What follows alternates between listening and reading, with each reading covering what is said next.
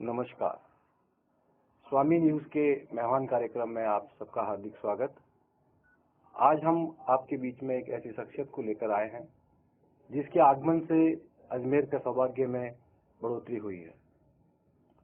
आज हमारे बीच में मैनेजमेंट के इंटरनेशनली फेम मैनेजमेंट गुरु श्री प्रमोद बत्रा आज हमारे स्टूडियो में पधारे हैं। मैं श्री प्रमोद बत्रा जी का स्वामी न्यूज और अजमेर की ओर से हार्दिक स्वागत करता हूं।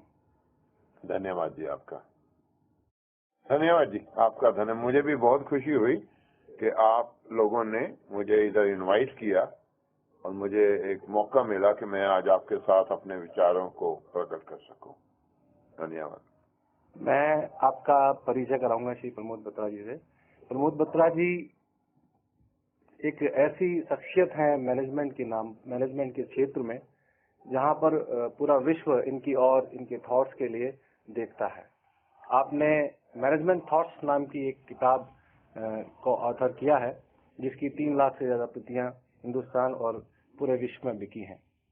अब तक 2000 से ज्यादा सेमिनार्स को आपने संबोधित किया है और मोटिवेशन के क्षेत्र में आने से पूर्व श्री बत्रा एस्कॉर्ट्स में जनरल मैनेजर के रूप में इन्होंने अपनी सेवाएं दी और मोटिवेशन के क्षेत्र में आपने, क्योंकि आपकी रुचि शुरू से रही है और आपने मोटिवेशन के क्षेत्र को चुना।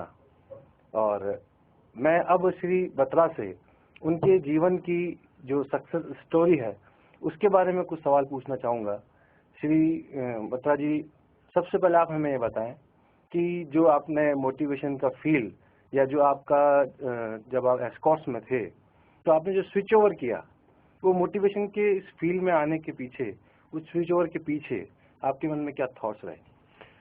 मैं जब एस्कॉर्ट्स ज्वाइन किया, पहले तो मुझे नौकरी बहुत मुश्किल से मिली 1962 में। मैं एमबीए करके आया था। उस जमाने में 5-6 महीने नौकरी नहीं मिली और जब मैं एस्कॉर्ट्स में ज्वाइन कर लिया उसके बाद मैंने रियलाइज किया कई लोग कम लिखे पढ़े थे, वो मुझसे जरा आगे निकल गए। मैं एमबीए था, फिर भी मेरी कोई प्रॉस्पेरिटी, प्रोग्रेस, प्रमोशन, इंक्रीमेंट्स नहीं होती थी। इसी तरह जब मैं एस्कॉर्ट्स के डीलर्स ऑल ओवर इंडिया जाता था तो मैं देखता था कई बार ऑर्डिनरी डीलर्स बड़ी सफलता प्राप्त करते थे और जो बहुत मोटे मोटे डीलर, बड़े बड़े डीलर होते थे वो सफलता प्राप्त नहीं करते थे। वो मैंने नोटिस ये किया कि जिस आदमी का एटीट्यूड अच्छे होते हैं, मनोवृत्ति अच्छी होती है, विचार अच्छे पैदा करता है, वो सफलता प्राप्त करता है। तो मैंने आहिस्ता आहिस्ता जब लोगों को देखा और मैंने ये रियलाइज किया कि एजुकेशन इम्पोर्टेंट है आपको किसी कंपनी में या बिजनेस में ले जाने के लिए, लेकिन बाद में आपकी लगन है जो कि आपको ऊंचाइयों तक ले जाती है। हमारे नंदा साहब भी 5,000 रुपए से आए थे और अगले 30 सालों में 3,000 करोड़ की कंपनी बनाई। ओबराय साहब भी एक क्लरिकल पोजीशन से शुरू हुए थे तो 36 होटलों के मालिक बने। तो ये सब चीजें मुझे प्रेरणा देती थी और मैंने भी अपनी तरफ से आहिस्ता आहिस्ता कोशिश की। और मेरा सिर्फ एक आइडिया जो मेरे जिंदगी में बहुत काम आया वो था कि जब मैं 30 साल का था तो मैंने दिव्य दृष्टि से देखा कि जब मैं 60 साल का रिटायर होऊंगा तो मेरा क्या होगा। तो मैंने जब आसपास उस वक्त लोगों को देखा कि 2-3 साल तो वो बहुत खुश रहते हैं, परंतु उसके बाद उनके पास कुछ भी नहीं होता। तो इसलिए मैंने एक सबक सीखा कि हर रोज जब मैं कंपनी आऊंगा, आता तो था 9 से 5, लेकिन मेरी जो धारणा होती थी सीखने की, ऑब्जर्व करने की, अखबारें पढ़ने की या मैगजीन या लोगों को, वो होती थी कि भाई मैं क्या सीख सकता हूँ। तो एटीट्यूड मेरा जो था वो 5 to 9 वाला था कि अगर मैं एस्कॉर्ट्स के लिए काम करूंगा, सीखूंगा, मेरा भी फायदा होगा। और मेरे केस में तो मुझे बहुत ही फायदा हुआ। जैसे आपने कहा मैनेजमेंट थॉट्स, ये एक बहुत सरल किताब है जो कि मैंने इधर उधर से प्रेरणा ली, नकल मारी जिसे कहते हैं, लेकिन मैंने उसका दृष्टिकोण चेंज करके उसके साथ इलस्ट्रेशन लगाकर उसको इतना इंटरेस्टिंग, मुझे बहुत खुद हैरानी होती है। मेरी उसके बाद 25-30 और किताबें आई, कोई भी 10-20 हजार से ऊपर नहीं गई। तो जिंदगी में कोई मालूम नहीं कब आपका तुक्का किस वक्त लग जाए। ये मैंने जिंदगी में देखा। लेकिन अब हर एक व्यक्ति ये कर सकता है कि जो वो करे लगा रहे लगन से। ये मैंने जिंदगी में सीखा है। जी देखिए, जैसे आपने एक लगन से इस काम को किया और आप एस्कॉर्ट्स में काफी अच्छे ओहदे से आप रिटायर हुए और फिर आपने मोटिवेशन के क्षेत्र को चुना, तो इसके पीछे आपके बचपन की कुछ इंस्पिरेशन, कुछ ऐसा रहा होगा जो, जैसा आपने कहा कि आपने दिव्य दृष्टि से देखा, तो ऐसा आपके जीवन में क्या घटा कि आपकी लाइफ बदल गई? ऐसा था, मैं 9th में फेल हो गया था जी। जब मैं घर गया तो मैं रो रहा था, तो पिताजी ने पूछा बेटे क्या हुआ, तो मैंने रोते रोते कहा जी मैं फेल हो गया। जी। बहुत डर लग रहा था। इतनी देर में मेरे पिताजी ने पूछा तेरे छोटे भाई का क्या हुआ, वो भी 9th में पढ़ता था। मैंने और ऊंचा रोना शुरू कर दिया। मैं कहा जी ये हंसने की बात नहीं है साहब, उसका तो मुझे बहुत शर्म आई। तो मैं डर रहा था कि पिताजी मारेंगे पीटेंगे, कि मेरी किस्मत खराब है तो मेरे घर में पैदा हुआ, अच्छा होता, बस के नीचे आके मर जाता। बहुत डर लग रहा था। इतनी देर में देखता हूँ कि पिताजी मेरी तरफ आते हैं, मेरे कंधों पे हाथ रख के मुझे कहते हैं पुत्र की फर्क पैदा है, तूने मेहनत की, फेल हो गया, इस बार मेहनत करेगा अगले साल पास हो जाएगा। तो अगर मेरे पिताजी ने मेरे ऊपर 5 उपाय किए होंगे, फेवर्स की होंगी, सबसे बड़ी ये थी कि जब मैं फेल हुआ उन्होंने मुझे इंसल्ट या ह्यूमिलेट, बेइज्जत नहीं किया। अगर वो करते तो शायद मेरे दिमाग में क्रैक पड़ जाता और शायद मैं आज आपके साथ इंटरव्यू में भी नहीं होता। तो जिन 5 उपायों की आप बात कर रहे हैं, हम चाहेंगे कि आप हमें दर्शक से उनको शेयर करें, क्योंकि आज के टाइम में बच्चों को मोटिवेट करना अपने आप में एक बहुत बड़ा एक जो मेरे पिताजी ने ये भी मुझे अमेरिका भेजा, वो इसलिए है कि वो अमीर नहीं थे, उनकी तनख्वाह 650 से, लेकिन मैं एनसीसी में था। 3 साल स्कूल में, 3 साल कॉलेज में, बीकॉम बड़ी मुश्किल से पास की श्रीराम कॉलेज ऑफ कॉमर्स से। लेकिन मुझे एक किस्म का एंथुजियाज्म आ गया, इनिशिएटिव आ गया।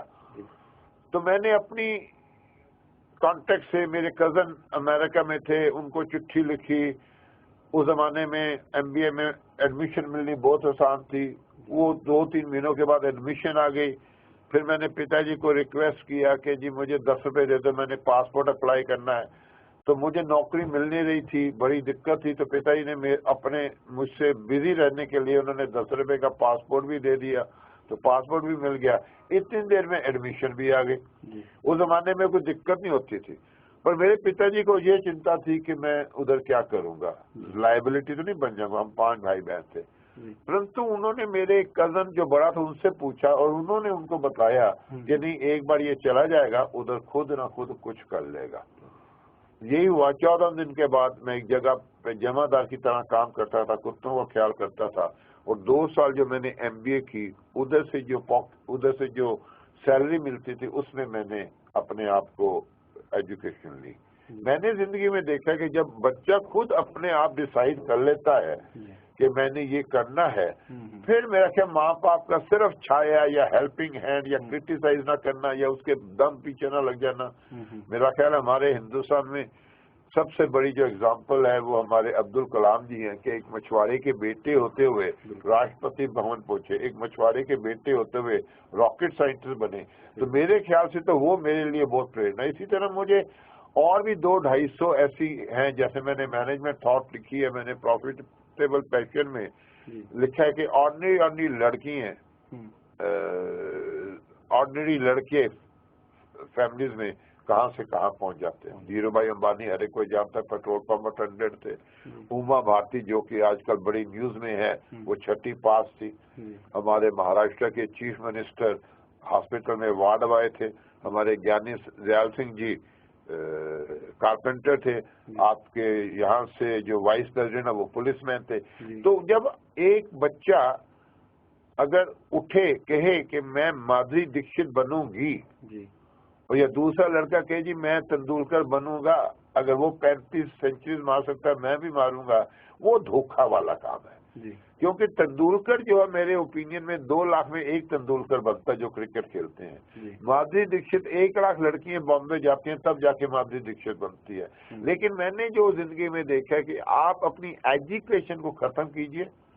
एजुकेशन अगर पूरी हो जाए फिर आप ये एक्सपेरिमेंट कर सकते हैं। जैसे कि अमिताभ बच्चन ने एग्जेक्टिव था, छोड़ के चला गया, उसे उम्मीद नहीं थी कि वो सक्सेसफुल होगा। परंतु उसका अल्टरनेटिव प्लान था कि अगर और नहीं तो चलो मैं टैक्सी ड्राइवर बन जाऊंगा। इसी तरह दिलीप कुमार जी जब 500 रुपए पर मंथ पे लगे, उनको भी जरा डाउट हुआ कि यार ये पॉसिबल नहीं है कि मैं सारी उम्र रहूंगा। उन्होंने दादर स्टेशन पे 30 साल अप्लाई कर दिया। तो मैंने जिंदगी में ये देखा कि सफलता एक घटना है, सफलता के कोई नियम नहीं है कि आप इतनी मेहनत करोगे इतना फल मिलेगा। तो हमारी जो महाभारत की प्रेरणा है, जो कृष्ण जी अर्जुन जी को कहते हैं कि भाई तू अपना कर्म कर, तो ये मेरे जीवन में, जैसे कि मैंने आपको मालूम है 10 साल पहले रिटायर हुआ था और एस्कॉर्ट्स में मेरा जो कैरियर था एवरेज था, परंतु वो जो कछुए की भांति में चलता गया, बहुत कुछ सीखा। जैसे मैनेजमेंट थॉट ने आपकी इज्जत दी, मुझे उसमें 1.5 करोड़ का नेट प्रॉफिट हुआ है, जो कि अमिताभ बच्चन नहीं देता। तो मैं अपने सेमिनार में ये कहता हूँ कि जिंदगी में कोई पता नहीं कौन सी जगह से आपका सिक्सा लग जाए। मैं जीवन में कभी इमेजिन भी नहीं कर सकता था कि ये मैनेजमेंट थॉट से मुझे नेट प्रॉफिट 1.5 करोड़ का होगा।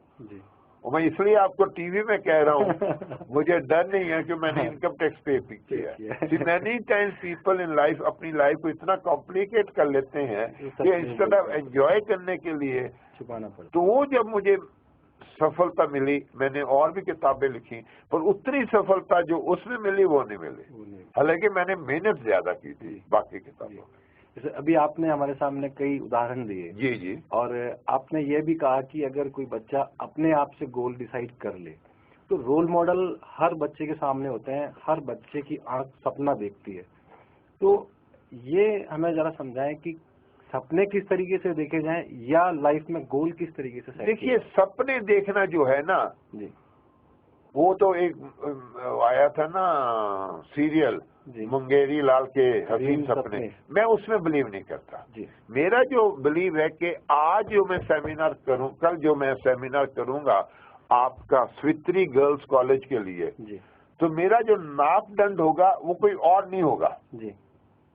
मेरी इंडस्ट्री में मुझसे बहुत बहुत अच्छे लोग हैं जी, तो मैं अपना मुकाबला उनसे नहीं करूंगा। मैं अपना मुकाबला करूंगा कि जो सेमिनार मैंने दिल्ली में परसों किया था जी, भारतीय टेलीफोन्स के लिए, या कल का सेमिनार उससे अच्छा होगा जी। और अगला सेमिनार जो मैं करूंगा उसको इसके साथ कंपेयर करूंगा। तो मैंने जिंदगी में देखा है, compete with yourself only, not with anyone. Compare yourself with yourself only. If I am doing better than yesterday, slowly कछुए की भांति, जैसे मैंने आपको कहा, मैं जिंदगी में एक लीपिंग फ्रॉग बन जाऊंगा। ये मेरे बड़ी क्लियर विचार है। मुझे इसमें लोग कहते हैं जी सपने, मैंने कोई सपने नहीं देखे थे जब मैं 30 साल का था कि आज मैं इधर आऊंगा, क्योंकि मैं लगा रहा। इसी तरह अमिताभ बच्चन, अब राजेश खन्ना ने उसे कच्चा खा गया था, पर अमिताभ बच्चन कहाँ पहुंच गया, शोले में वो गब्बर सिंह जी कहाँ पहुंच गए, किसी को उम्मीद थी। तो ये मैंने देखा कि जो लगन है, जो अब देखिए सोनिया गांधी जी, हालांकि मैं बीजेपी वाला हूँ, 60वें बर्थडे वाले दिन जम्मू कश्मीर जाना और मायावती जी 40 करोड़ खर्च कर देना बर्थडे पे, तो ये तो अपने अपने सोचने के ढंग है जी। अभी आपने महाभारत की एक थ्योरी का जिक्र किया था, मैंने कुछ आपकी किताबें पढ़ी है और मैंने देखा है कि आप महाभारत और गीता और विशेषकर लॉर्ड गणेश जी से बहुत इंस्पिरेशन लोगों को देते हैं। तो कुछ जो लॉर्ड गणेश जी की जो इंस्पिरेशन है उसके बारे में हमारे दर्शकों को बताएं।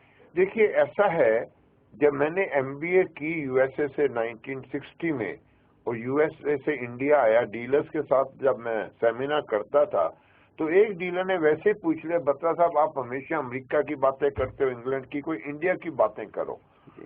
तो मैंने अपने बॉस से जब बात की तो उन्होंने मुझे गणेशा जी का कॉन्सेप्ट इंट्रोड्यूस करवाया, और उसके बाद मैं आहिस्ता आहिस्ता रामायण महाभारत को मिनी एमबीए समझता हूँ। कोई भी इंडियन अगर रामायण महाभारत को नए दृष्टिकोण से देखे, मैनेजमेंट की दृष्टिकोण से देखे, तो मेरे ख्याल से वो मिनी एमबीए है। जैसे लक्ष्मण जी ने सूर्पनखा जी का नाक काट दिया क्योंकि उनको क्रोध आ गया था, अगर वो जरा धैर्य करते तो शायद सोचते, रस्सी से बांध देते, थप्पड़ मार देते, गिरा देते, तो सारी रामायण बच सकती थी। इसी तरह अगर रामचंद्र जी रावण जी को सेल पे टेलीफोन करते थे कि भाई मेरे भाई से गलती हो गई, नेगोशिएट कर लेते, कुछ सेटलमेंट हो जानी थी। इसी तरह रावण जी रामचंद्र जी को टेलीफोन कर सकते थे कि भाई तेरे भाई ने मेरी बहन का नाक भी काट दिया, कान भी काट दिए। रामचंद्र जी कहते जी मैं बहुत सॉरी हूँ, तो रावण जी कह सकते थे यार 6 लाख का डिमांड आप भेज दे, और रामचंद्र जी कहते 2 लाख ले लो, 3-4 लाख पे फैसला हो जाना था। तो मतलब मैंने जिंदगी में ये देखा है कि जो हमारी रामायण है, महाभारत है, उससे हमें बहुत उपदेश मिलता है। जैसे आजकल देखिए नटवर सिंह जी, जगत सिंह जी की कंट्रोवर्सी चल रही है। अब नटवर सिंह जी कहाँ से कहाँ पहुंच गए थे, पर पुत्र मोह के कारण आजकल धरती पे आ गए हैं, और वो भी इतने बुरे आए हैं कि मतलब आदमी इमेजिन नहीं कर सकता कि रॉयल फैमिली को बिलोंग करते हुए उन्होंने ये हरकत की। तो मैंने ये देखा, मैं हूँ या कोई और पिता हो, सबसे मुश्किल काम जो मैनेज करना है अपने आप को, उसके बाद अपने बेटे को, उसके बाद वाइफ को। बेटियां फिर भी जरा आसान होती हैं। तो मुझे ये मालूम है जब मैं अपने बेटे को मैनेज कर रहा था 10वीं में, एक बार उसे थप्पड़ मारा था।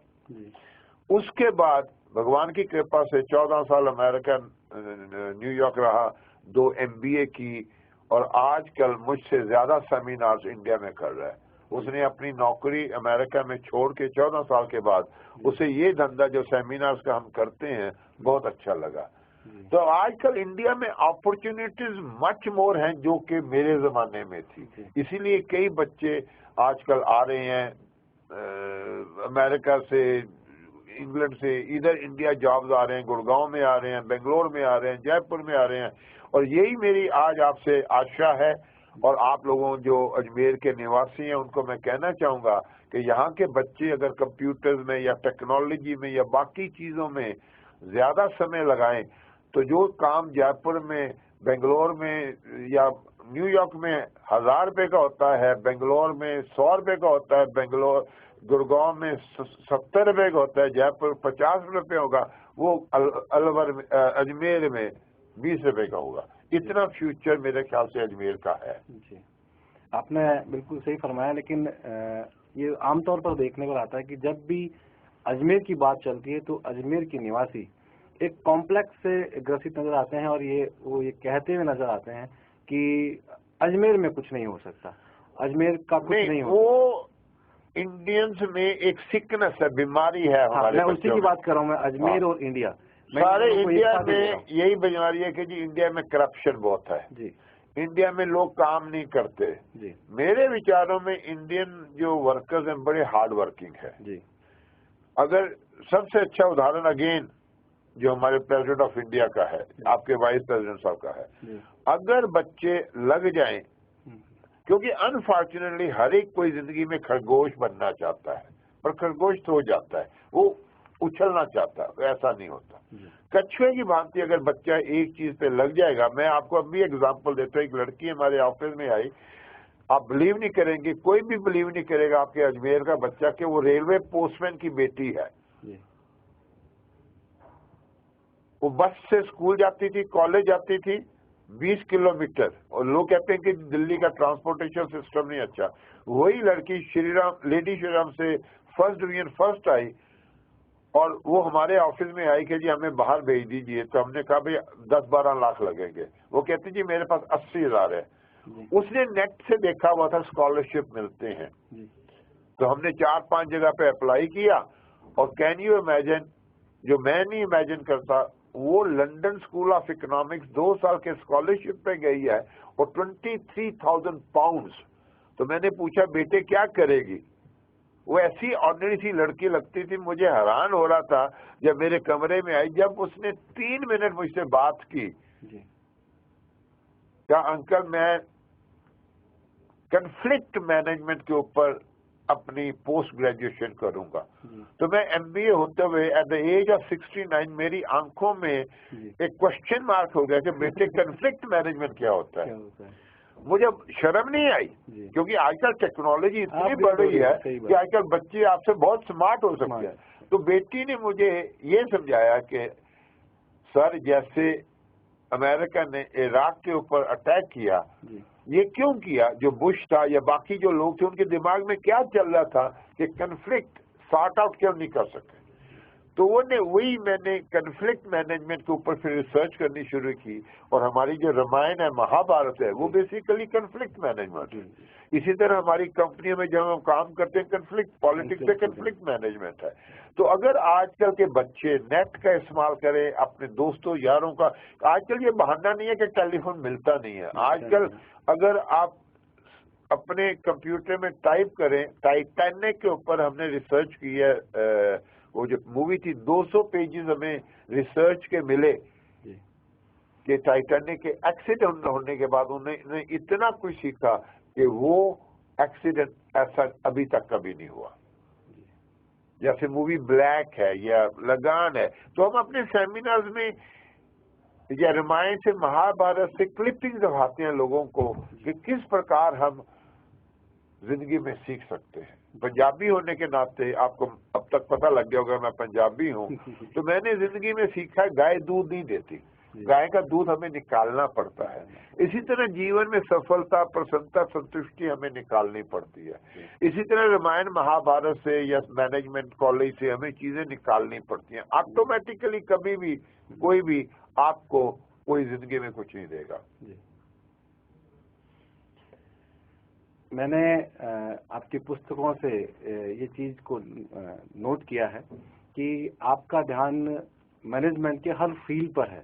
आप जहाँ पर अपने बिजनेस को, अपने व्यवसाय को मैनेजमेंट सही तरीके से करने की गुण सिखाते हैं, वहाँ पर हम ये भी देखा गया है कि आप परिवार को कैसे मैनेज किया जा सकता है, इसके बारे में भी आपने काफी कुछ लिखा। देखिए मैंने क्या किया था, जब एस्कॉर्ट में मेरी नौकरी पक्की थी, हर एक पहली को तनख्वाह मिल जाती थी, जब मैं ट्रैवल करता था, जो भी मैं करता था उसको मैं लिखता था। ये मेरी भगवान की कृपा से अच्छी आदत होगी मुझे लिखने की, पब्लिक में बोलने की। 2 अच्छी आदत एक्वायर हुई एट द एज ऑफ 40। तो जैसे मैं डीलर्स के पास जाता था जयपुर में फॉर एग्जांपल या किसी और जगह पे, हर एक डीलर की फैमिली होती है, डीलर के बेटे होते हैं, बेटी होती हैं, पार्टनर्स होते हैं। तो मैंने देखा उनमें कन्फ्लिक्ट बहुत रहता था। कई बार एक आदमी बिजनेस में बड़ा सक्सेसफुल हो जाता है लेकिन अपनी वाइफ या बच्चों का वो ख्याल नहीं करता, जिसके कारण उसके बच्चे, आप जिंदगी में कितना देखते हो जो BMW, स्कोडा के एक्सीडेंट होते हैं, वो इसी कारण होते हैं कि जब पिता इतना बिजी हो जाता है कि मैं अपने बच्चे को मारुति कार दे रहा हूँ, कॉलेज भेज रहा हूँ, बाई एयर भेज रहा हूँ, पर वो भूल जाता है कि वो तो जानवर भी देता है बच्चों को रोटी, कपड़ा, मकान। इंसान, एक पिता, एक माता अपना समय, अपना प्यार अगर दे, तो इसलिए जैसे मैंने कि simple way to make your wife happy, अब उसमें कुछ अर्थ नहीं था, सिर्फ मेरे एक्सपीरियंस से जो और मैंने के देखे थे। उसके बाद हस्बैंड फील ग्रेट, या how to make your son good for, या डॉटर या इन लॉज को कैसे खुश करना है। हस्बैंड की प्रॉब्लम होती है, उसकी वाइफ उसे कहती रहती है, अपने भाइयों से तो बात करते, मेरे भाइयों से बात नहीं करते, आपसे मैं बात करती हूँ, आप मेरी माँ से बात नहीं करते। ये छोटी छोटी चीजें थी जो मैंने नोटिस की, और उनको क्योंकि मुझे लिखने की कला आ गई थी, और फिर सबसे ज्यादा क्या था, लिख के मुझे बेचने का जो एक्सपीरियंस मैनेजमेंट थॉट्स में मिला, 3 लाख बेचने का, वो प्रेरणा। क्योंकि success needs no explanation, failure has none. अगर आप एक बार सफलता का स्वाद चख लें, फिर उसके बाद आप बैठोगे नहीं। परंतु होता क्या है, एक सफलता मिलती है, हम अपना कॉन्फिडेंस खो जाते हैं, और जिंदगी में मेरे ख्याल 90% फेलियर जो लाइफ में होती हैं, ये होती हैं। जब मैं 9th में फेल हुआ था, I failed only for 1 year, I did not fail in life. Failure is an event, failures and successes are never permanent. तो मैंने जो जिंदगी में देखा है, हर एक व्यक्ति मनमोहन सिंह जी नहीं बन सकता, परंतु अपने एरिया में जो भी है ऊंचाइयों की तरफ जा सकता है। अगर बीजेपी नहीं हारती तो मनमोहन सिंह जी प्राइम मिनिस्टर नहीं बने होते। तो इस तरीके से हर एक बच्चे को ये देखना है कि मुझे जो आज मैं अगर लगन से काम शुरू करूंगा, मुझे 5 साल, 10 साल, 15 साल, 20 साल, 30 साल लगेंगे, तब जाके सफलता मिलेगी। ये आमतौर पे लोगों के पास इतना धैर्य नहीं होता, वो समझते हैं कि हमारी फर्स्ट डिवीजन आ गई, मैं जनरल मैनेजर बन जाऊंगा। ये कभी हुआ नहीं। जैसा अभी आपने कहा कि 30 साल की प्लानिंग अगर कोई प्लानिंग करता है, देखिए ये नहीं, दूरदृष्टि भी नहीं। मैंने जिंदगी में देखा है हर रोज कोशिश करो कि ये मैं सबसे बढ़िया काम करूं। जैसे टाइटैनिक मूवी में कहते हैं लेट ईच डे काउंट। जैसे कल का जो मेरा सेमिनार है, मैंने फट्टे चुकरेने ने, ये मुझे मालूम है ये कॉलेज दोबारा मुझे नहीं बुलाएगा या अजमेर में दोबारा मेरे जो नियोक्ता नहीं आएगा, पर मैं अपनी तरफ से अपने नापदन पे इतना अच्छा करना चाहता हूँ, एक कहूँ शाबाश बता, you have done a good job. अगर हर इंसान हर रोज अग्नि परीक्षा करे सोते वक्त कि आज के दिन मैंने किसकी सहायता की, किसको मैंने मदद की, किससे मैंने सीखा, कौन सी मुझसे गलती हुई, तो मेरा ख्याल है he can become a self taught person. और मेरे ख्याल से कई बार साल दो, अब जैसे मैनेजमेंट थॉट थी मैंने 91 में लाई, 5-6 साल में बड़ी सफलता मिली। उसके बाद मैंने इतनी मेहनत की किताबों के ऊपर, नहीं बिकती थी। तो ये लाइफ में कोई कहे कि मैं इतना डालूंगा इतना हो जाएगा, ये अभी तक मैंने कोई फार्मूला जिंदगी में नहीं सीखा। और एक बच्चों को मैं और भी बताना चाहूंगा अजमेर के, आजकल बहुत रिवाज हो गया सेल टेलीफोन का, नेट का, परंतु अगर आपने जिंदगी में अपनी जिंदगी बनानी है तो मैनेजमेंट सेल्फ हेल्प बुक्स, अपनी प्रोफेशनल बुक्स में दिलचस्पी लीजिए, रीड करिए और develop the habit of how to speak in public and how to write, क्योंकि in your career both these things. आजकल देखिए एजुकेशन का क्या हाल है।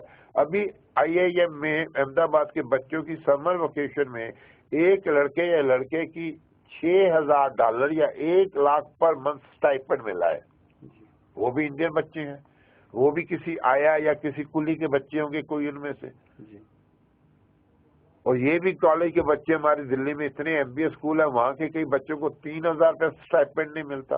MBA कर लेना, ये कोई इतनी दिक्कत, मतलब ये नहीं कि कई बार बच्चे माँ बाप को बेवकूफ बनाकर MBA में एडमिशन ले लेते हैं, पर उसके बाद अगर मारुति सुजुकी पे घूमते रहेंगे तो MBA का कोई फायदा नहीं है।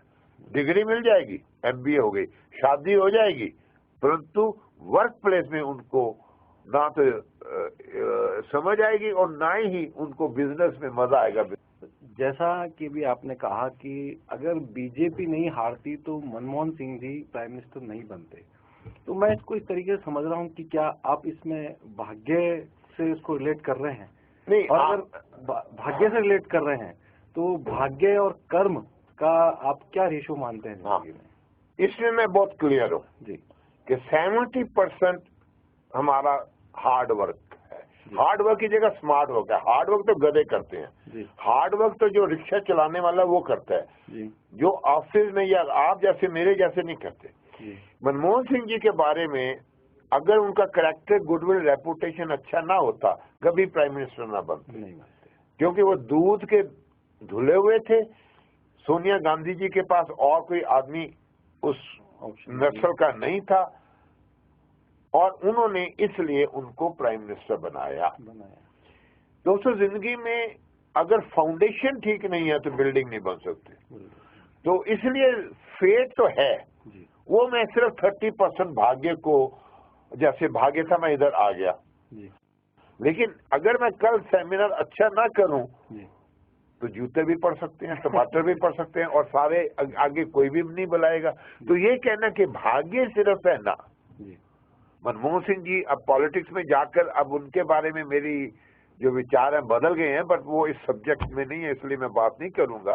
परंतु उन्होंने जो RBI के थे अपना जो काम, इसी तरह आप देख लीजिए अब्दुल कलाम जी, क्योंकि वो बहुत अच्छे स्पेस साइंटिस्ट थे, गुजरात में रॉयट्स हुए और उनको मौका मिल गया प्रेसिडेंट बनने का। अगर गुजरात में रॉयट्स ना होते शायद वो चेन्नई में प्रोफेसर बने होते। भाग्य तो है लेकिन 30% ओनली। आज देखने में आता है कि जो आध्यात्मिक गुरु होते हैं उनको बहुत सम्मान मिलता है और उनका जो एरिया है, ऑपरेशन का एरिया है, वो बहुत बड़ा है। लोगों की श्रद्धाओं में वो काफी गहरे तक जुड़े हुए हैं। वो उस चीज का मैनेजमेंट बताते हैं जो यहाँ से ऊपर यानी कि परलोक की कोई चीज होगी। और जो मोटिवेशनल गुरु होते हैं, आध्यात्मिक गुरु और मोटिवेशनल गुरु, जो यह बताएंगे कि आपकी लाइफ को यहाँ कैसे बेटर जीना है कि आपका स्वर्ग धरती पर उतर जाए। लेकिन मुझे ऐसा लगता है कि हिंदुस्तान में आज भी आध्यात्मिक गुरुओं को ज्यादा महत्व दिया जाता है, मोटिवेशनल गुरुओं को कम महत्व दिया जाता है। आज जबकि मोटिवेशनल गुरुओं को ज्यादा सम्मान की जरूरत है, तो इन दोनों के बीच में जो गैप है उस पर मैं आपके विचार जानना चाहूँगा। देखो जी, इसमें तो मेरे विचार बहुत क्लियर हैं जी।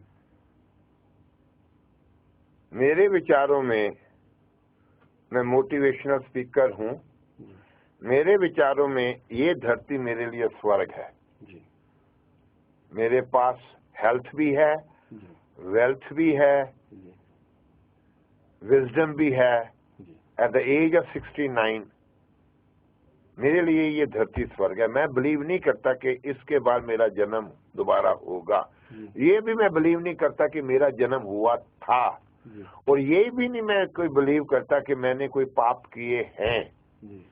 तो इसलिए मैं जो अपने दर्शकों को बतलाना चाहूंगा कि आपका जो विश्वास है मैं उससे आर्ग्यू नहीं करूंगा, लेकिन अगर आप सेल्फ हेल्प बुक्स पढ़ेंगे, और आजकल तो अमेरिका से इतनी अच्छी अच्छी किताबें आ रही हैं, इंग्लैंड से इतनी, और उनकी ट्रांसलेशन भी हो रही हैं, तो मेरे ख्यालों में वो भी आप अपने विचारों को रखिए जैसे आपके हैं, और इन विचारों से जिस आपको आपके धंधे में, मैं एक कहावत आपको बताना चाहूंगा कि अगर if you want happiness for an hour take a nap, if you want happiness for a day go on a picnic, if you want happiness for a week go on vacation, if you want happiness for a month get married, if you want happiness for a year inherit wealth, but if you want happiness for lifetime, learn to love what you do for your living.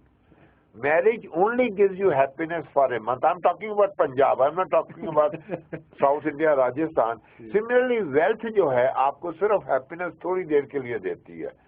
आपने देखा है राजस्थान में महाराजाओं का क्या हाल हो रहा है भाइयों में। तो what I feel, जैसे मैं बहुत ही सुखी हूँ। मैंने जो अपना प्राइवेट नाम रखा हुआ है वो रखा हुआ है परमानेंट सुखी राम, क्योंकि मैं हमेशा खुश रहता हूँ। मैंने अपने जीवन में स्टैंडर्ड्स लो किए हुए हैं और मुझे कोई दुखी नहीं कर सकता। और मैं भगवान में बिलीव इस तरीके से करता हूँ कि जब मैं आपके कॉलेज में कल सुत्री गर्ल्स कॉलेज में सेमिनार करूंगा, वो 6 घंटे 8 घंटे के लिए मेरा मंदिर होगा और मैं उस मंदिर में भगवान जी की सेवा करूंगा। To me God is go on duty. जैसे मैं इधर ड्यूटी पे आया हूँ, I am serving the God in my own way. कर्म ही आपके लिए पूजा है। कर्म भी पूजा है, और कर्म के साथ जिससे कि मैनेजमेंट कहा जाता है all win win situation. Win win तो होता है कि स्वामी न्यूज का लाभ हो, मेरा लाभ हो। ऑल विन सिचुएशन एक नया टर्म है जो कि स्वामी न्यूज के देखने वाले हैं उनका भी लाभ हो, इसको कहते हैं ऑल विन सिचुएशन। हमारे गणेश में एक वर्ड है शुभ लाभ। शुभ लाभ। तो इसलिए शुभ लाभ मेरा भी होना चाहिए, चैनल का भी होना चाहिए, आपका भी होना चाहिए, चैनल में जो एडवर्टाइज है उनका भी होना चाहिए। उनका तब लाभ होगा अगर और ज्यादा लोग। तो ऑल विन सिचुएशन मेरे ख्याल से वो हर एक का आइडिया होना चाहिए। आपकी एक थ्योरी है सुखी राम और दुखी राम। जी। और उसको पढ़ के इंस्पिरेशन भी मिलती है। तो पर मैं पूछना चाहूंगा कि सुखी राम और दुखी राम की थ्योरी क्या अलोन इतनी है कि वो आदमी को सुखी राम में कन्वर्ट कर सकती है? देखिए, जिंदगी में गम आते हैं जी। अगर आप 10 मिनट दुखी राम बन जाओ और सोचो कि यार मुझे क्या दुख हो रहा है, तो आप सुखी राम बन सकते हो। जिंदगी में कोई भी 100% 100 टाइम्स हैप्पी नहीं रह सकता। अगर कोई भी व्यक्ति 100% 100 टाइम्स सुखी हो जाए, खुश हो जाए, तो उसे आगरा या जयपुर या बरेली भेज देते हैं पागल खाने में। तो दिस सिमिलरली दुख आते हैं, पर उनको मैनेज करना भी, ये मैनेज, तभी मुझे वर्ड मैनेजमेंट लाइफ में बहुत अच्छा लगता है, जो कि मैंने अमेरिका की मैं इज्जत करता हूँ, क्योंकि उन्होंने मैनेजमेंट से अपने रिसोर्सेज को बहुत अच्छा किया है। पर उन्होंने अनफॉर्चुनेटली क्रेडिट कार्ड को, बाकी चीजों को आमदनी 100, खर्चा 110। तो वो अनहैप्पी है बनिस्बत के जो हम गरीब हैं जिनकी आमदनी नहीं है। तो मैंने जिंदगी में देखा कि आपको ना ही तो कोई सुखी राम बना सकता है, ना ही आपको कोई दुखी राम बना सकता है। खुद ही आपको दुखी राम बनाते हो, खुद ही आप सुखी राम बनाते हो। और सुबह मैं जब 6 बजे उठता हूँ, मेरा यही प्रेयर होती है कि भगवान जी आपका बहुत धन्यवाद, आपने मुझे सब कुछ दिया हुआ है, आज मुझे शक्ति दीजिए कि मैं औरों की सहायता कर सकूं। तो थ्रू आउट द डे मैं सुखी राम रहता हूँ। आज जब सुखी राम और दुखी राम की बात आपने बताई और कि हम अपने आप को सुखी बनाते हैं, अपने आप को दुखी बनाते हैं, मैं अब बात करूंगा विशेषकर हमारे जो युवा दर्शक हैं उनके लिए कि आज जब हम बात करते हैं गवर्नमेंट पॉलिसीज की, एडमिनिस्ट्रेशन की, तो हमारे पास भ्रष्टाचार, बेरोजगारी एक ऐसे मुद्दे हैं जो हमारी युवा पीढ़ी को फ्रस्ट्रेटेड बना रहे हैं।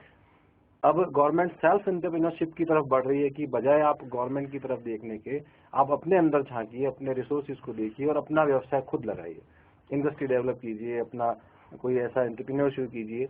तो क्या वो रिसोर्सेज जो एक आदमी के अंदर हैं उनको पहचानने के लिए उसे क्या करना चाहिए? देखिए जी, ये मैंने पहले भी कहा था कि मेरे विचारों में इंडिया में कोई करप्शन नहीं है जी।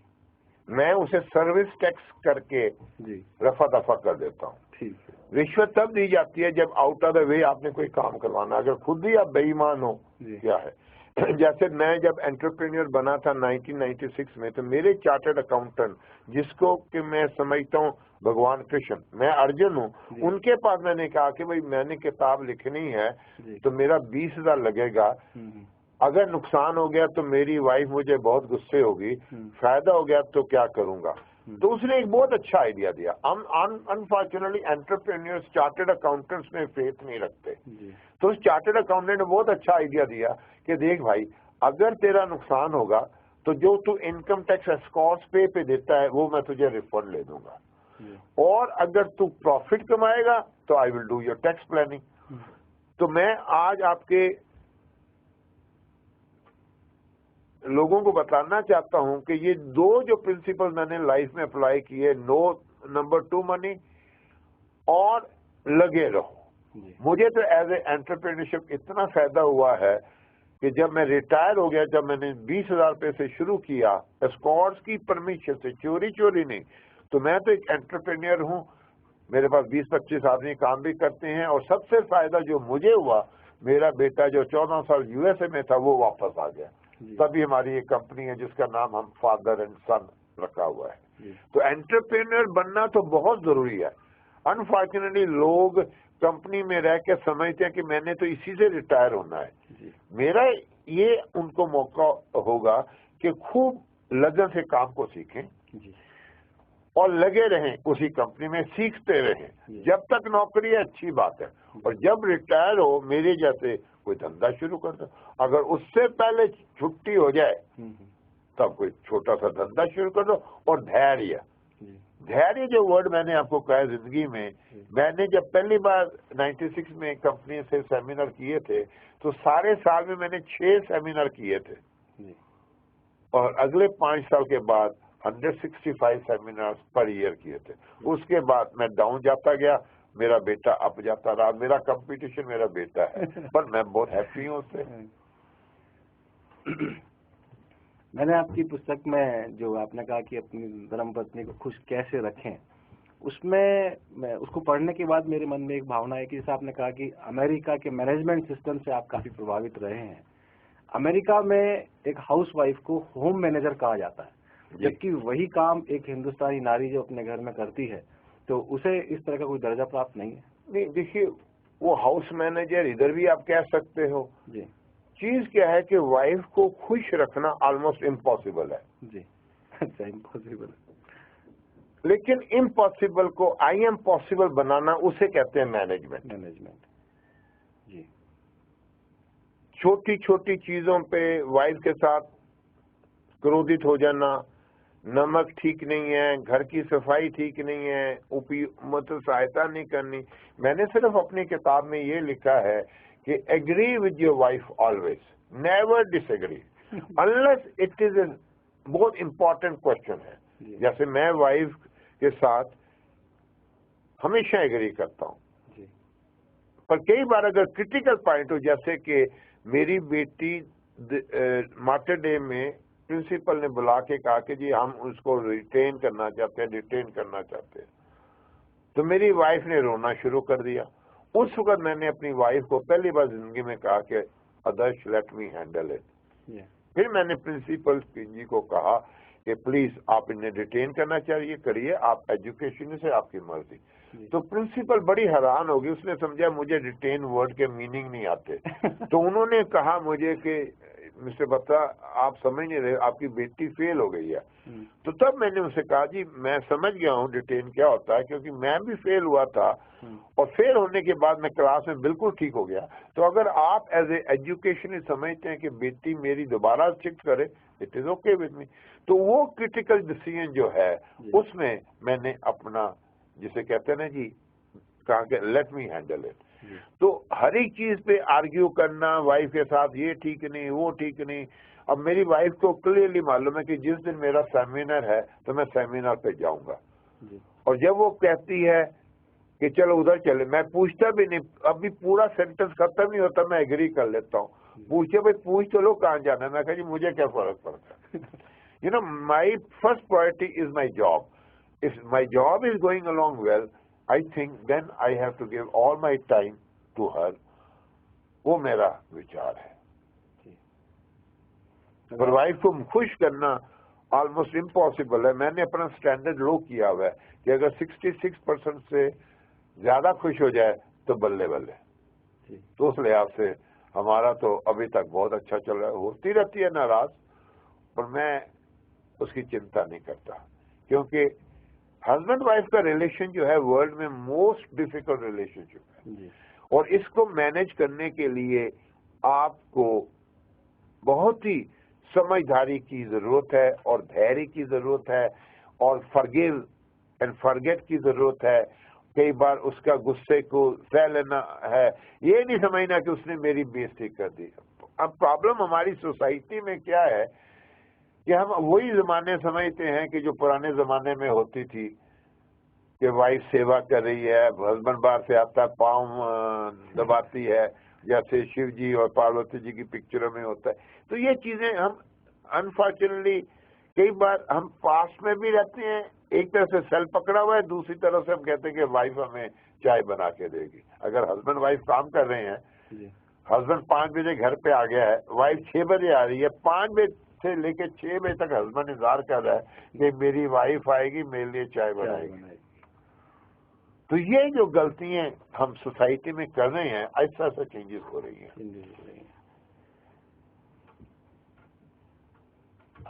आपने जो भी सेमिनार जो सावित्री कॉलेज में आपका देना, उसमें आपका विषय है आत्म विकास के गुर, और एजुकेशन सिस्टम, जो हमारा एजुकेशन सिस्टम है उसमें सभी तरह की चीजें बच्चों को सिखाई जाती है, लेकिन आत्म विकास अभी एजुकेशन सिस्टम में इनबिल्ट नहीं हुआ है।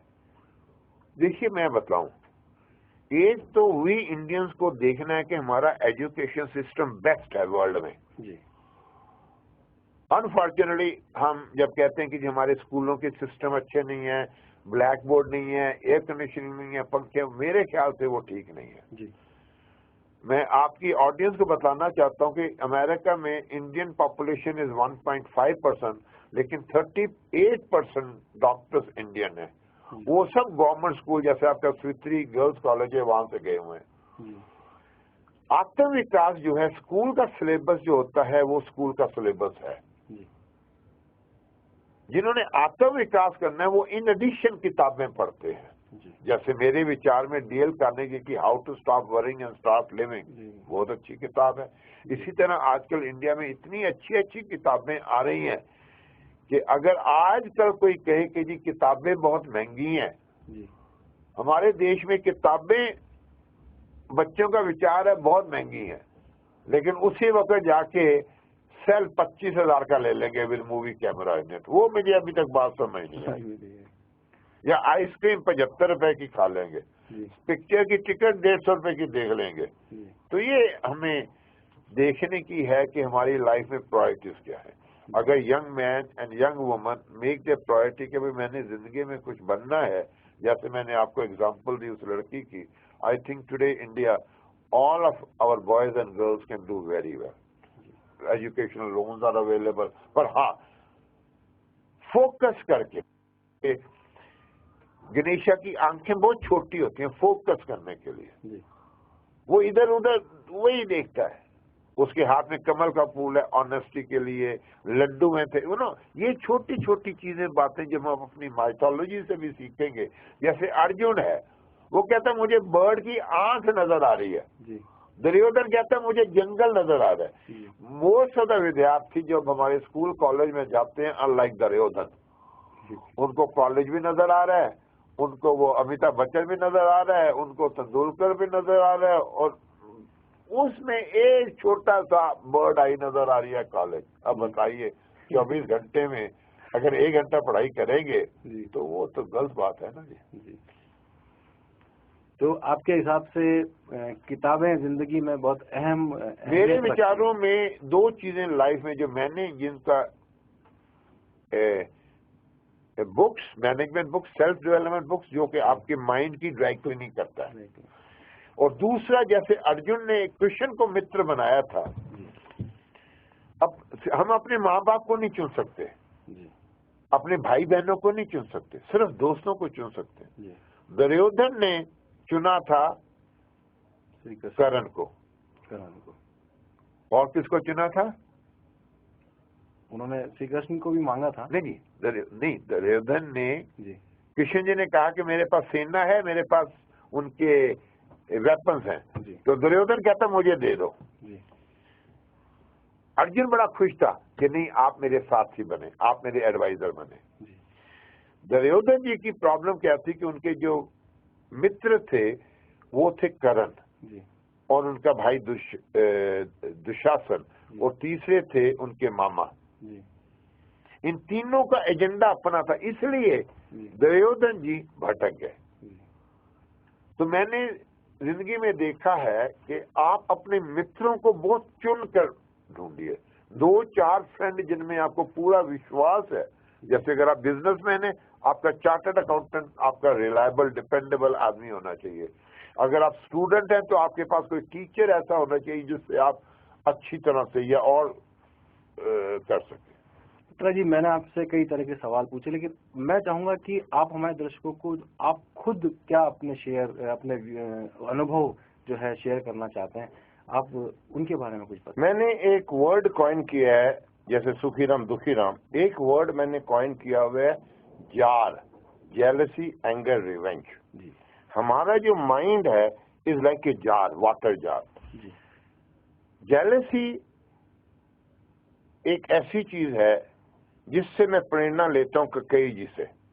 उनको जलन पैदा हो गई जब उनको पता लगा कि रामचंद्र जी राजा बन रहे हैं और कौशल्या उनकी बॉस बन जाएगी। इस तरीके से मैं सोचता हूं कि कितना नुकसान हुआ उनका।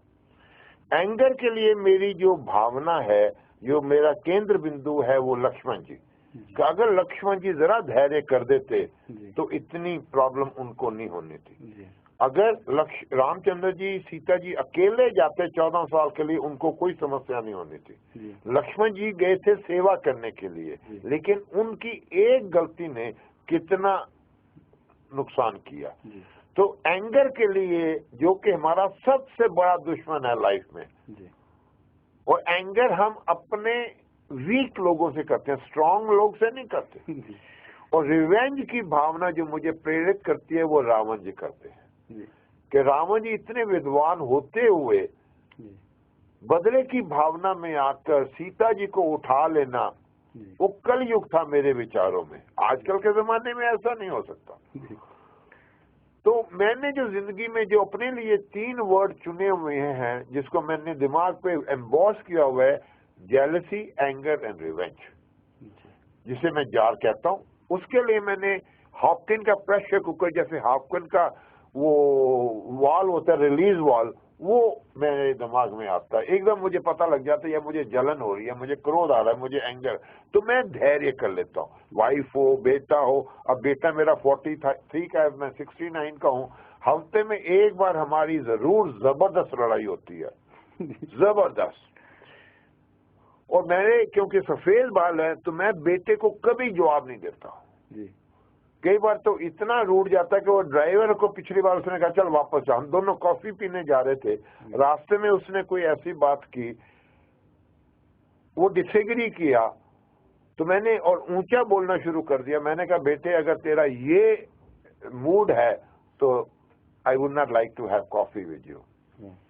तो उसने ड्राइवर को इंस्ट्रक्शन की चलो वापस चलो। तो मैंने उसे कुछ नहीं कहा, चुपचाप। कई बार साइलेंस कम्स एज थंडर।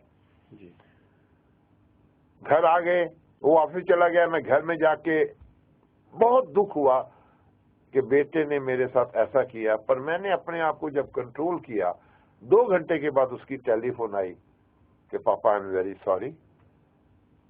पता नहीं मुझे गुस्सा क्यों आ जाता है, और किसी के साथ नहीं आता, सिर्फ आपके साथ आता है क्योंकि आप मेरे पिता हो।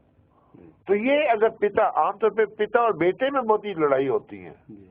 तो ये जो जेलसी, एंगर, रिवेंज चीज है, ये एक्सपीरियंस करना, उससे सीखना, ये नहीं मैं कहता कि मुझे नहीं आता, पर ओवर द इयर्स मैंने इसको ओवरकम किया है। और मेरे लिए जैसे मैंने आपको कहा रामायण महाभारत, अब करण जैसे फ्रेंड थे दुर्योधन के, अगर मैं करण की जगह होता तो मैं दुर्योधन को कहता था देख या तेरे लिए मैं जान दे सकता हूँ, लेकिन जो तू वस्त्र हरण कर रहा है मैं उसमें तेरा साथ नहीं दूंगा। तो जिंदगी में वो एक लम्हा होता है जिसमें आपको सफलता या असफलता मिलती है। जैसे द्रौपदी थी, द्रौपदी जी ने कहा अंधे बाप का बेटा अंधा, अगर वो सॉरी कर देती बात खत्म हो जाती। दुर्योधन ने रिवेंज के लिए वस्त्र हरण, उनकी नेटवर्किंग अच्छी थी, अर्जुन जी के फ्रेंड कृष्ण जी आए, उनकी लाज बच गई। अगर द्रौपदी जी मेरी बात मानते तो वो मैं कहता है कि जाओ दुर्योधन को कहो कि भाई तू, मैंने तेरी बेइज्जती की, तूने मेरी बेइज्जती की, लेट अस शेक हैंड्स, बात खत्म हो जाती। पर द्रौपदी चाहती थी बदला, दुशासन की छाती के खून से बदला, बालों को धोया, मिल गया, शांति हुई, सुकून मिला, लेकिन द्रौपदी को अपने 5 बेटों की अर्थी उठाने का दुर्भाग्य मिला। तो जिंदगी में मैं बहुत क्लियर हूं कि मैं किसी से बदला नहीं लूंगा, मैं अपनी मूछें कटवा दूंगा, लेकिन बदला या क्रोध या जलन नहीं करूंगा। मैं ये नहीं कहता हमेशा मैं सक्सेसफुल हूं, पर मेरे जो मेंटल स्क्रीन पे बहुत क्लियर है कि मैंने ये माइंडसेट आपका बहुत क्लियर है। माइंडसेट बिल्कुल ये हमेशा आपको ये गवर्न करता है कि नहीं, गवर्न भी करता है। और मैंने देखा है कि मैं 69 का हूँ, मेरे लिए ये धरती स्वर्ग है, और मैं अपनी हेल्थ का भी ख्याल कर रहा हूँ, मैं 10 साल और जीऊंगा, तो इसलिए मेरे लिए तो ये धरती स्वर्ग है। बिल्कुल, हम आपकी दीर्घायु की कामना करेंगे कि आप 10 साल के बजाय आप और ज्यादा शतायु आप पूरी करें। ये हमारी अजमेर के दर्शकों, ये आपने जो किया ना, ये मत कीजिए क्योंकि यही वो मिला था वरदान भीष्म पितामह को। पर भीष्म पितामह ने 2 प्रतिज्ञाएं की थी। अगर आप महाभारत देखें तो आपको उनकी दुर्दशा नजर आ जाएगी कि उन्हीं प्रतिज्ञाओं के कारण, इसी तरह राजा दशरथ ने भी प्रतिज्ञा की थी, जिसके कारण तो many times many people in life they make commitments, promises, but they do not realize either they should not make it, they should be very careful. तो रामायण महाभारत से मैंने और भी बहुत ऐसी चीजें सीखता हूँ। अब कार्यक्रम के अंत में मैं आपसे जानना चाहूंगा कि आज हमारे दर्शकों को, अजमेर की जनता को आप क्या संदेश देना चाहते हैं? देखिए जी, संदेश अजमेर के लिए मैं तो एक बहुत छोटा सा मोटिवेशनल स्पीकर हूँ, पर क्योंकि आपने मुझे ये इज्जत दी है, मैं सिर्फ अपने बच्चों को बताना चाहता हूँ कि भारतवर्ष का जो भविष्य है बहुत ही उज्जवल है। इंडिया, चाइना, इंडिया, तुम अजमेर में हो या आप बॉम्बे में रहते हो, अगर आप लगन से अपनी एजुकेशन, नॉलेज के ऊपर फोकस करेंगे और अर्जुन की तरह अपने एजुकेशन को, नॉलेज को, मित्रों को, अपने कार्य क्षमता को आप फोकस करेंगे तो 2, 4, 5, 6 साल के बाद आपको रिजल्ट मिलने शुरू होंगे। और अपना मुकाबला सिर्फ अपने से कीजिए, किसी और से मत कीजिए। तो कुछ सालों के बाद आपको सफलता मिलेगी। और जिंदगी में फॉरगिव एंड फॉरगेट, कई लोग रूठ जाते हैं, रूठिए मत किसी से। अगर आपने आपकी किसी ने इंसल्ट कर दी, की फर्क पैदा, भूल जाइए।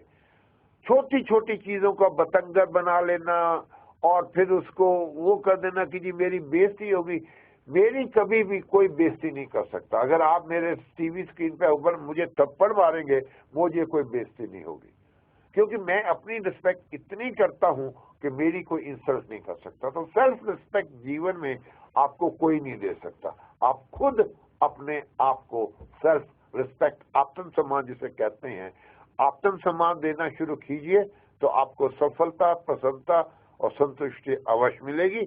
और आप अपने माता पिता, अपने परिवार का, अगले परिवार का आपको सफलता मिलेगी। बत्रा जी, मैं आपका तहे दिल से आभारी हूं कि आपने हमारे दर्शकों को इतने काम की बातें बताई, उनको मैनेजमेंट के बारे में, स्वयं के बारे में, परिवार के बारे में, कि किस तरीके से वो हमारे शास्त्रों से इंस्पिरेशन लेकर के अपने आप का बेटर मैनेजमेंट कर सकते हैं कि स्वर्ग जो है उनके जीवन में स्वतः ही चला आए। और मैं अजमेर, स्वर्ग यहाँ है जी, स्वर्ग है, मैं आपकी बातों से इत्तेफाक रखता हूं। और अजमेर की जनता से भी मैं दरख्वास्त करूंगा कि जो बातें अभी हमको श्री बत्रा जी ने बताई हैं उसे वो अपने जीवन में उतारेंगे। और हमें आशा ही नहीं, पूर्ण विश्वास है कि ये छोटी छोटी बातें जो हम नजरअंदाज कर देते हैं, ये जीवन में बहुत बड़े बड़े फर्क जो हमारे आ जाते हैं, इनसे जरूर आएंगे। और इसी आशा के साथ कि हमें इस तरह के कार्यक्रम में श्री बत्रा जी का सानिध्य फिर मिलेगा, इसी के साथ धन्यवाद। मैं एक चीज और कहना चाहूंगा कि आपके जो लघु उद्योग ने ये प्रोग्राम में सहायता की है जी, अगर इंडस्ट्रीज इस तरीके से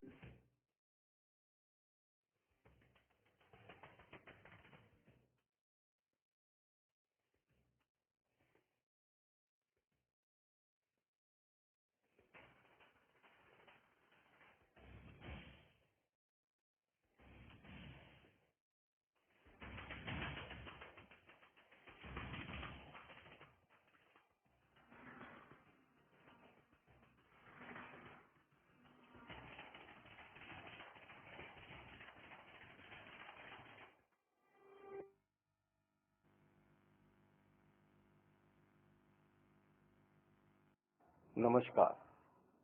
स्वामी न्यूज के मेहमान कार्यक्रम में आप सबका हार्दिक स्वागत। आज हम आपके बीच में एक ऐसी शख्सियत को लेकर आए हैं जिसके आगमन